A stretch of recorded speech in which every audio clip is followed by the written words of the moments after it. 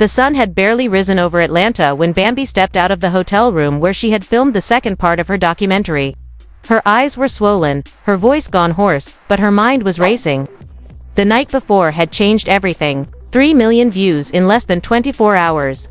Dozens of DMs from castmates, some in support, some threatening legal action. Fans had been flooding her comments with hashtags like #JusticeForBambi and #ExposeTheMachine, while her inbox was littered with alerts from producers, lawyers, even therapists offering sessions for free. But nothing prepared her for what she was about to find. Scrappy had messaged her just after midnight. "Let's talk. No cameras, just us." After everything they'd been through, she didn't trust him, but part of her wanted to believe he was being real this time. He was the only one who knew her before all this. Before the show, before the chaos. So she agreed. She told him to pick her up early. No glam, no entourage, just them, just truth. They barely spoke during the ride. Scrappy drove in silence, glancing at her occasionally, as if trying to read the pain on her face. He looked tired, worn down, but she didn't care. Her walls were up. Her hands stayed folded in her lap, her eyes glued to the window. That is, until she saw the burner phone tucked awkwardly under the seat. A cheap prepaid phone, face down, barely visible, but something about it pulled her attention like gravity. "Pull over," she said sharply. Scrappy furrowed his brow. "What?" "Pull the F*** over." He did, slowly, nervously. She reached down, picked up the phone, and stared at him like he had just stabbed her in the back on national television. His face went pale. "You hiding something?" she asked, voice trembling but tight. "It's nothing," Scrappy said too quickly. She unlocked the phone. It wasn't even password protected. What she saw made her heart stop. There were deleted messages. Lots of them, but a few remained. Screenshots, voice notes, texts to a contact saved as TK. Some of them were brief. "Thanks for leaking the right tape. I couldn't have done it without you?" "She's running with it now." Exactly what we needed. Then came the one that shattered everything. "I just couldn't let Bambi keep playing me on camera." Bambi froze. Her fingers trembled. Her chest tightened. She looked up at Scrappy, blinking rapidly as the tears returned, not from sadness, this time, but rage. "You were working with Tasha K?" she asked, her voice dangerously low. "Listen, it wasn't like that," Scrappy started, but Bambi slammed the phone on the dashboard. "You let her destroy him," she screamed. "You let her twist my pain and post it like it was her content. And now you're thanking her." Scrappy tried to explain, but nothing came out that made sense. He looked like a man caught in quicksand, realizing there was no rope left. "I thought if she exposed VH1, maybe we could both walk away clean," he muttered. "No," Bambi said, shaking her head. "You thought you could use her to make yourself look innocent while I looked unstable." The phone buzzed again in her hand. A new message from TK. "Glad the leak worked. Tell her to chill before I leak the rest." Bambi gasped. "There's more." Scrappy tried to grab the phone. "Don't," she pulled back. "There's more." He didn't answer. That was answer enough. She stormed out of the car, slamming the door so hard it shook. Cameras were already circling. TMZ, the shade room, even a few castmates watching from burner accounts. This was supposed to be her moment of healing. Instead, she'd just uncovered the ultimate betrayal. Scrappy and Tasha K had been working together behind the scenes all along. Later that evening, Bambi went live. No glam, no filters, just her, the burner phone, and fire in her soul. "This is the phone I found in his car," she said, holding it up. "This is what betrayal looks like. This is what it looks like when someone you love feeds your pain to a blogger just to save his own image." The comments exploded. "Oh my god, he did what? Tasha and Scrappy been sneaky. She trusted him. I would have burned the car." Then she read the messages aloud. Every one of them. Fans were reposting, breaking it down like it was the Zapruder film. Castmates were texting her Mama D called 3 times in 10 minutes, leaving voicemails that said everything from "I told you" to "I'm riding with you now, baby girl." And across the city, in a stuffy jail cell, Tasha K smiled. Her assistant had just handed her a printed screenshot of Bambi's live, with the caption, "He's exposed." "What now?" Tasha K leaned back against the wall and whispered, "Perfect. Let them destroy each other." Meanwhile, back at VH1 headquarters, the damage control team was losing their minds. A crisis meeting had been called. Lawyers, producers, Publicists all trying to decide whether to release a statement or just go silent again. But it was too late. Fans were already calling for a full boycott. This isn't reality TV. This is emotional terrorism. We watched a woman break down for content. I'm done. If Scrappy did this, he's worse than we thought. Scrappy, now holed up in a private condo, watched it all unfold on a burner Instagram account. His phone was off. He hadn't posted since the live. He hadn't spoken to Bambi since the confrontation. But the guilt was growing. Not because he was caught, because deep down, he knew he never stopped loving her. He just didn't know how to protect her without protecting himself. He paced the room, voice notes piling up, castmates asking where he stood, Tasha K's lawyer requesting clarification on the leaks, Mama D texting in all caps, "Fix it or I will." But the worst message came from Tamika, the whistleblower who had leaked the Zoom call. "Hey, just so you know, Tasha had a backup plan. And you're in it." Scrappy froze. He didn't know what that meant, but something told him the worst wasn't over. Not even close. And the countdown had just started again. The backlash came faster than anyone expected. Within 12 hours of Bambi's live video, over 200,000 fans had tagged VH1 demanding a response. Posts with the hashtag #BurnerPhoneBetrayal began trending worldwide. Major sponsors pulled out of upcoming promos. And reunion footage from season 12 mysteriously disappeared from streaming platforms. Bambi wasn't just exposing Scrappy anymore, she had become a movement. But behind her viral power was a woman, crumbling in silence. Inside her apartment, surrounded by untouched takeout containers and glowing phone screens, Bambi sat alone. Her voice was gone, her body tense, but her mind was spinning. She couldn't stop replaying the messages, the silence in the car, the way Scrappy looked at her and didn't even deny it. That wasn't just betrayal. That was emotional execution. And the fact that Tasha K still had more footage. That was a threat she couldn't afford to ignore. She opened her phone, new voicemail. "Tamika, hey, I need to meet. In person. I found something. And you're gonna want to see it before Tasha drops her next episode." Bambi didn't hesitate. She threw on a hoodie, slid the burner phone into her pocket, and texted Tamika back. "Send the location." Meanwhile, Scrappy was spiraling. He hadn't slept. He hadn't eaten. He kept refreshing his mentions until his phone died. Every outlet had covered it. Scrappy exposed for leaking to blogger Tasha K. Bambi's breakdown was engineered, and he let it happen. Love and hip-hop's real villain. He scrolled through old photos of him and Bambi, zooming in on smiles that now felt like lies. He started typing out a post. "I messed up. I was scared. I didn't mean to hurt you." But he couldn't finish it. Every version sounded hollow. Then his phone buzzed, a new message. From a blocked number. "You want to clear your name? Better tell them what Tasha threatened you with." Scrappy felt the blood drain from his face. Threatened. No, manipulated. Maybe. Backed into a corner. Definitely. He'd never intended to throw Bambi under the bus.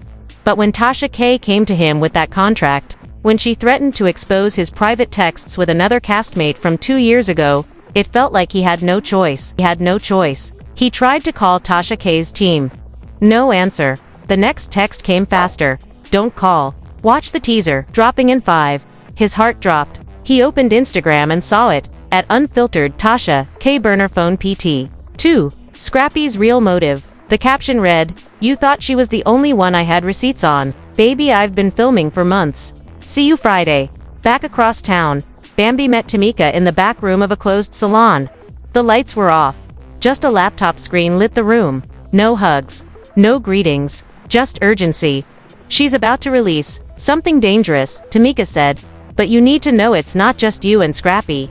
She opened a folder on her laptop labeled "Raw Footage, Confidential." Inside were clips never meant to see daylight. Scrappy sitting with producers, saying, "If we paint her emotional, I can play the support role." A reunion B-roll showing Tasha K smiling off camera as Bambi sobs backstage. A group chat log from production staff. One message reading, "Need a meltdown this week? Bambi's due for a breakdown scene." Bambi covered her mouth. "They planned this." Tamika nodded. Every second. Then she dropped the real bombshell. "There's another phone." Tasha wasn't working alone. Bambi blinked. "What?" "She was coordinating with another cast member," Tamika whispered. "And if I'm right, it's Erica Mena." The room went still. No. She WOULDN, single quotes T. Bambi muttered. I thought the same, Tamika said, handing her a printed email chain. But read that. It was a forwarded thread. Tasha K. emailing a Dropbox link to Erica. Subject line. Use this if she goes live. The timestamp. One day before Bambi's first documentary trailer. Bambi felt her knees go weak. They were ready for me. At that same moment, inside jail, Tasha K. sat with her lawyer and a camcorder pointed directly at her. No script, numbered, makeup, just venom. I gave them a chance, she said to the camera, but if they want to pretend like I acted alone. If Bambi wants to cry for clicks and Scrappy wants to play dumb. Cool, I've got their confessions, I've got their edits, I've got their contracts, and when I'm done, they'll wish they'd never gone viral. Then she smiled. Roll the tape. Hours later, the internet exploded again. Bambi was trending. Scrappy was trending, but so was Tasha K. Leak 3.0, and it was worse than anyone imagined. The teaser showed Scrappy in a green room saying, I just want her to snap. Then I'll be the one they root for. Another clip, Bambi in a confessional scene saying, they want me to cry on cue? Fine. Cut immediately to a producer laughing. The final voice note. A recording of Tasha K. saying, Scrappy gave me access. That's how I knew what she'd post before she posted it. The internet exploded. Cast members began unfollowing both Bambi and Scrappy. Sierra posted a cryptic tweet. Told y'all they were both playing roles. Mama D went live in a rage, screaming into the camera, my son is a pawn. And that girl, she's not innocent. The lines were being redrawn. In Tasha K. She had somehow managed to pull them all down with her. 3 hours. That's how long it took for the internet to flip on its head. In just 3 hours, Tasha K's leaked footage rewrote the narrative. Fans thought they understood. Scrappy's comment, I want her to snap so I can be the one they root for, played on every blog, YouTube short, and TikTok reaction clip like a chant. Bambi, once hailed as a truth-teller and survivor, was now being picked apart frame by frame. Was she always performing? Was her breakdown real? And if Scrappy gave Tasha access, why hadn't Bambi noticed sooner? In the middle of it all, Bambi sat on her kitchen floor, surrounded by phones, 2 of her own, the burner she had found, and a newly purchased prepaid she'd bought under a fake name. Every time she refreshed her feed, new edits of her tears popped up, now layered with sound effects, dramatic zoom-ins, or remix music. The very pain she tried to reclaim was once again content, but this time, it wasn't the network, it was the world. Her inbox was worse. Brand deals paused. A mental health nonprofit revoked their partnership. One producer texted her directly, you might want to lay low for a few weeks. Lay low. She wanted to scream. Instead, she opened her notes app and began typing again. Chapter 2. When silence becomes survival. Across town, Scrappy was hiding out in Mama D's house, though even she was barely speaking to him now. After her explosive live, she'd walked into the living room, handed him a Bible, and said, you better find your soul in there, because God knows I can't save you this time. Then she left. And Scrappy sat in silence, watching the fan reactions like someone witnessing his own funeral in real time. They called him manipulative, a gapster, a snake. But worst of all, believable. The last time he checked his mentions, one stood out. I defended you for years, and now you're just another man who let a black woman take the fall for his ego. He turned off the phone. But the silence was shattered when Tamika showed up at his door. Scrappy opened it slowly. She didn't speak at first, just stared at him. You knew she was going to break. She finally said, I didn't plan it like that, Scrappy muttered. But you didn't stop it either. She held up a flash drive. This is everything I didn't release. The notes, the emails, the scenes you tried to cut, the producers you lied to, and the receipts you thought she'd never see. Scrappy's face dropped. You got 48 hours to respond, Tamika said. Because if you don't, I'm airing all of it. And not on YouTube. On Hulu, they already reached out. Back at the jail, Tasha K was preparing for her final interview before release. Her team had turned a cell phone video into a full trailer and filtered Tasha K's Truth, the prison edition. Her voice played over dark visuals. They used me. They used each other. And when I said I was going to expose them, I meant everyone. She ended it holding up a torn production contract. Bambi's wasn't the only signature. Scrappy signed it right under the clause that said, cast conflict is encouraged if it enhances story arcs. The trailer hit Twitter at midnight. By 2 a.m., Bambi was trending with hashtag fake victim. Scrappy trended with hashtag #CloutChaser, and Tasha K. She was getting requests to turn the footage into a full docuseries. That morning, Bambi woke up to hundreds of voicemails, but one changed everything. "It was Tasha K. You wanted war," she said in the recording. "But you were never prepared for all the weapons I had. Check your email. I just sent you something that proves you're not the only one who got played." Shaking, Bambi opened her inbox. It was a screen recording. A screen recording of Scrappy texting someone else, entirely not Tasha, not a producer but a cast member's assistant.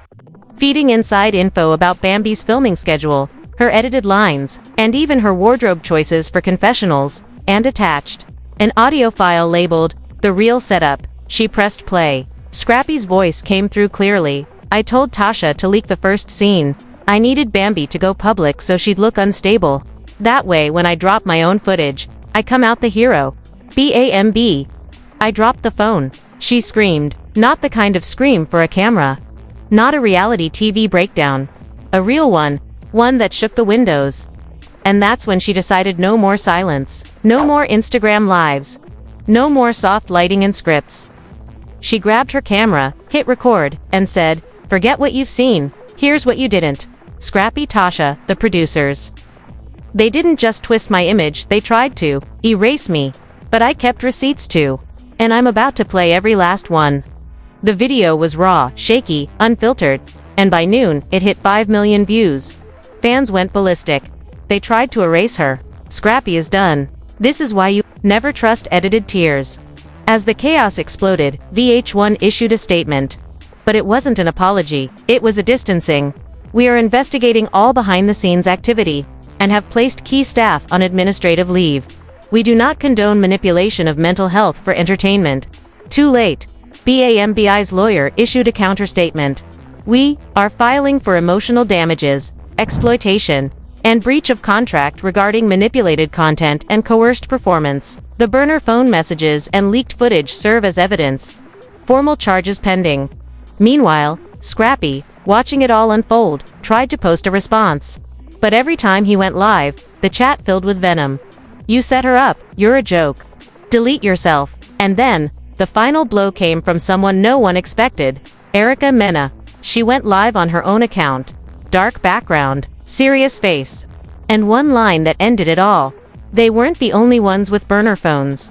She held up a pink flip phone, opened it, pressed play. On speaker came Tasha K's voice.